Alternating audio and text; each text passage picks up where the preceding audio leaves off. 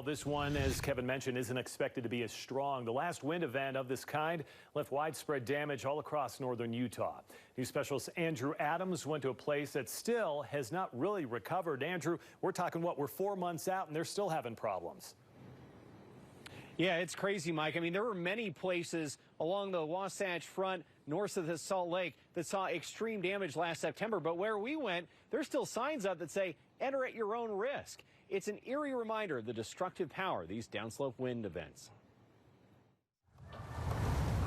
In the middle of the Salt Lake City cemetery, I definitely think it's crazy in a spot like this. Stand the unlikeliest of shrines. It's interesting, definitely, still seeing a tree down from 4 or 5 months ago. They're markers of Utah's fickle weather. Pretty brutal. It's devastating. I mean, we've seen multiple headstones turned up. Here 1 minute, gone the next.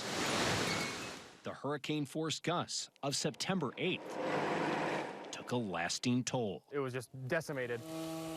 You know, trees all over the place. We had a couple homes near us that the front yards were just ripped up. A lot of it's beyond repair. Like, that's a tough task to take on. 4 months later, the weather once again is turning volatile. There was sun out. I wanted to get a little tan going. It's rare you can do that in the winter. And then now I'm definitely regretting the shorts. While Salt Lake may escape with snow, powerful downslope winds are expected to return to Davis and Weber counties.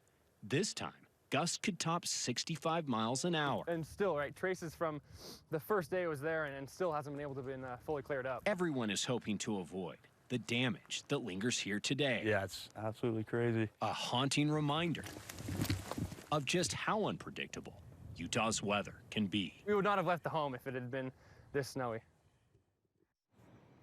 Again, underscoring that these winds are not expected to be as powerful or as far-reaching, but nonetheless, they are coming with gusts up to 65 miles an hour in Davis and Weber counties. Officials are really urging people, please secure those objects outside. They're talking about trampolines, garbage cans, just lock them up so they don't blow away.